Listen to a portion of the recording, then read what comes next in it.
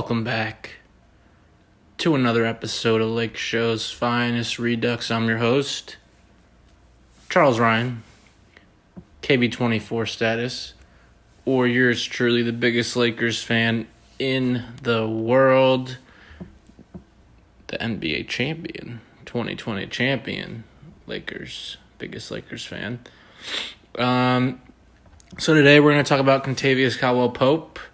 Of course, he has made it public that he wants to opt out of his second year. He has a player option of $8.5 million. Personally, I think this is ridiculous. You know, we signed KCP in 2017. And I said Kyle Kuzma was the longest tenured Laker. He is.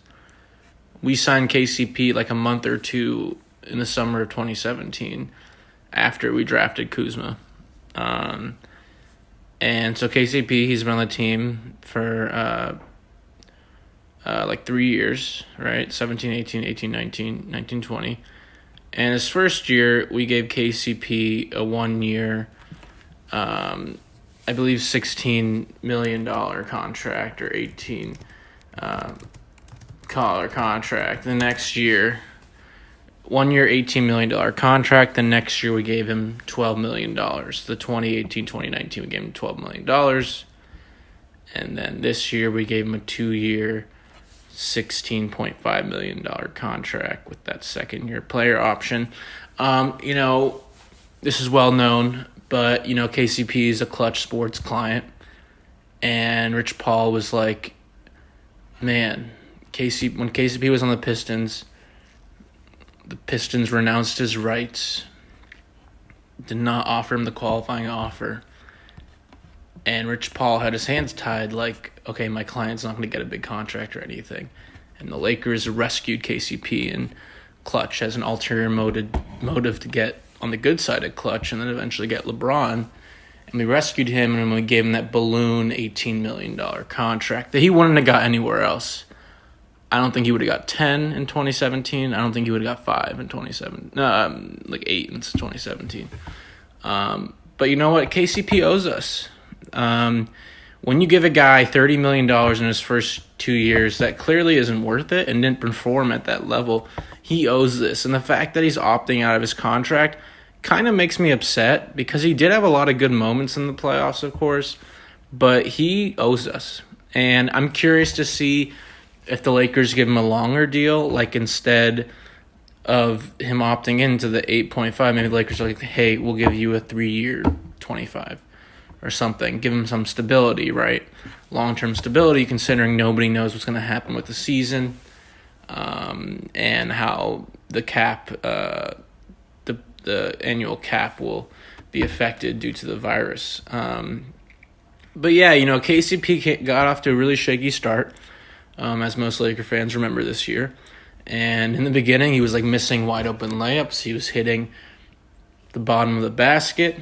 There was a great play where KCP blew a wide open layup, didn't even really touch the top of the rim, and LeBron, AD, and DeMarcus Cousins were laughing on the bench as that happened. And, you know, Dwight on Instagram, you know, came to Twitter, went to Instagram, you know, defending KCP, saying, we got to stop talking shit about him. You know, this is our guy. We got to pull for each other.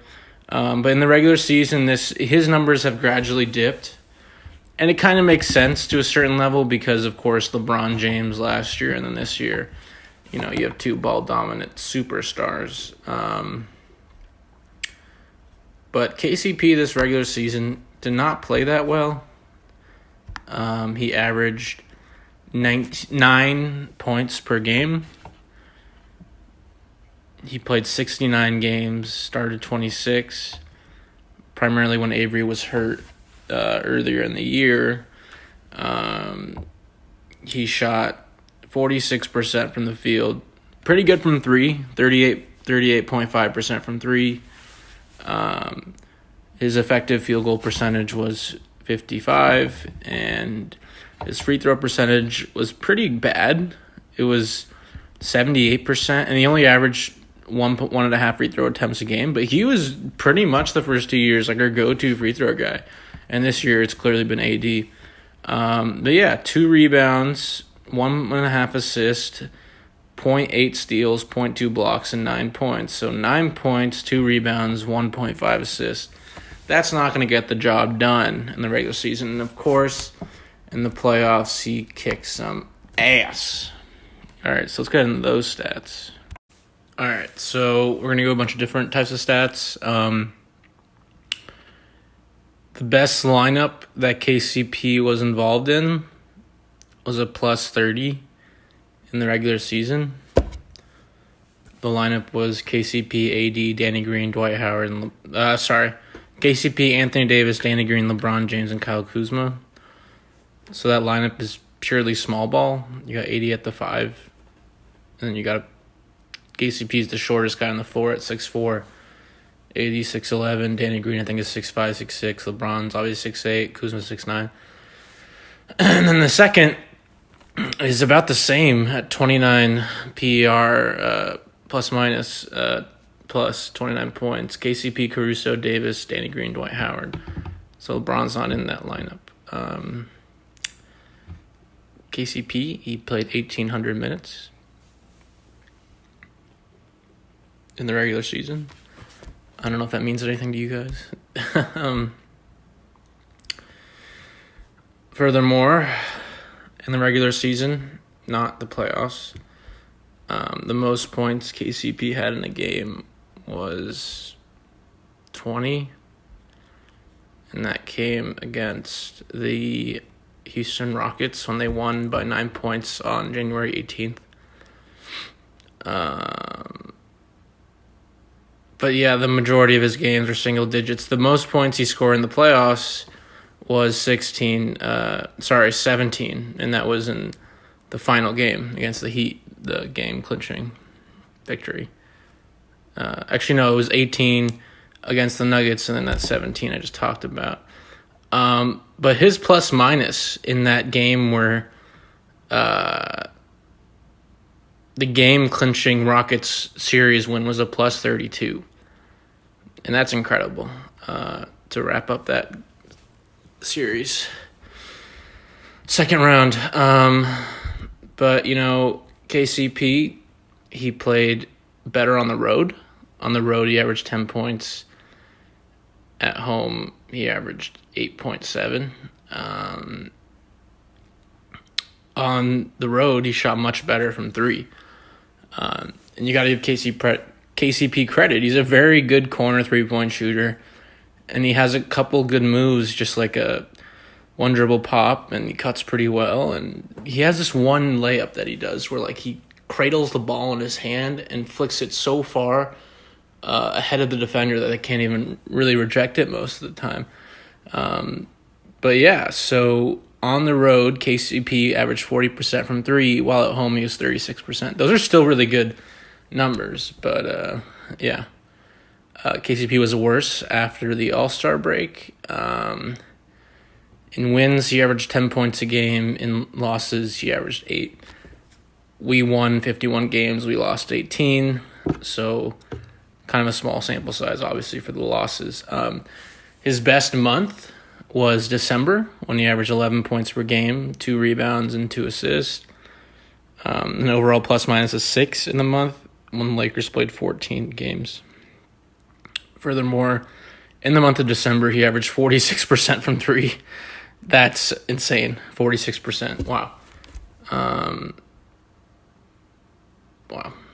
And then here's some interesting stats I think you guys will like.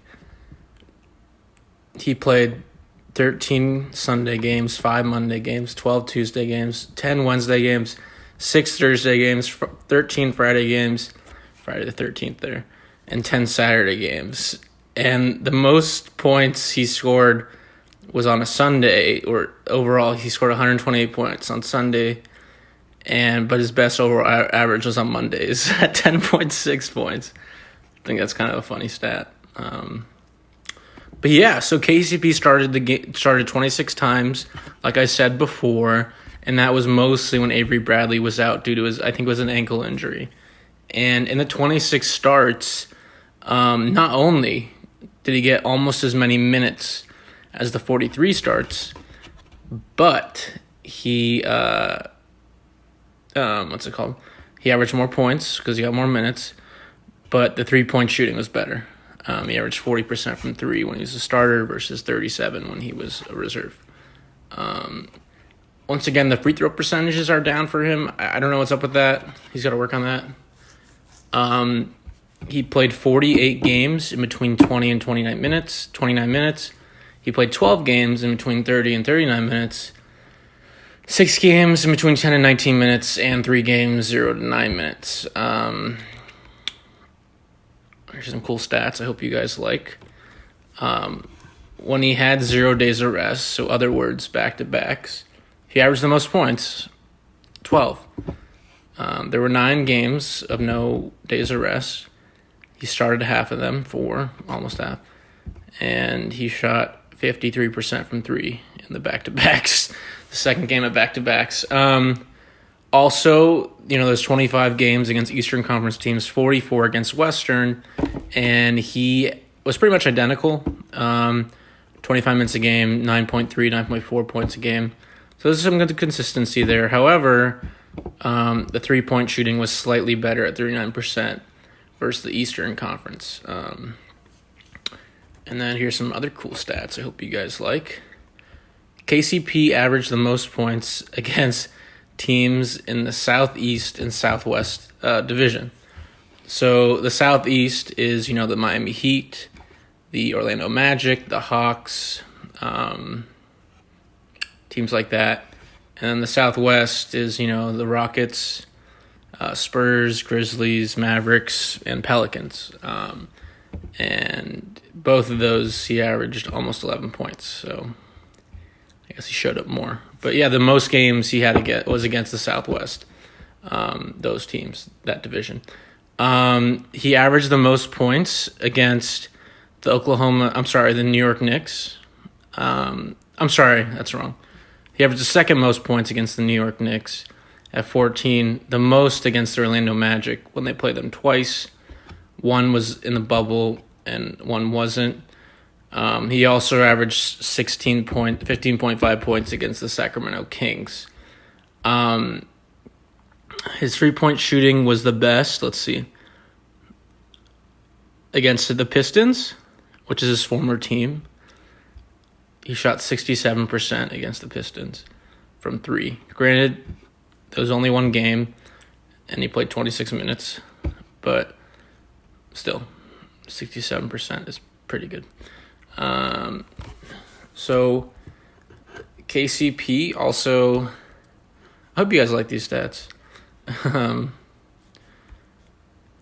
But yeah, in the playoffs, he averaged, I can't find that right now, I'm sorry. But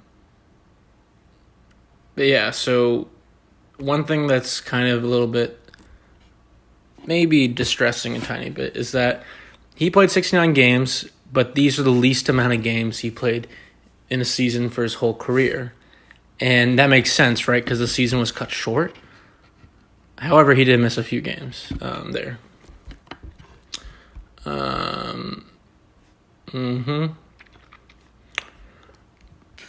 Looking through more playoff stats, I don't think there's any interesting stats there.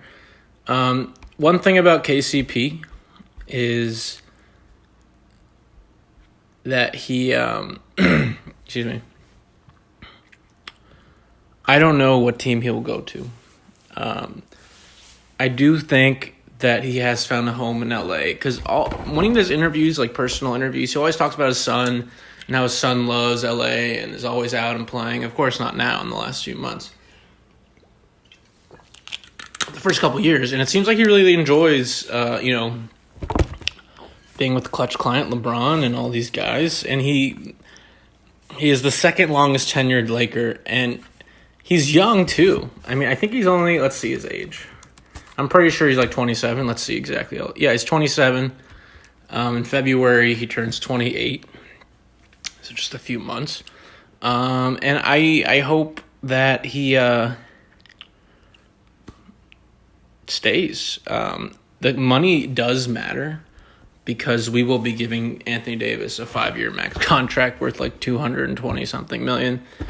And the KCP's money, depending on how we sign him, could really screw us over with other free agents. But I hope he comes to his senses.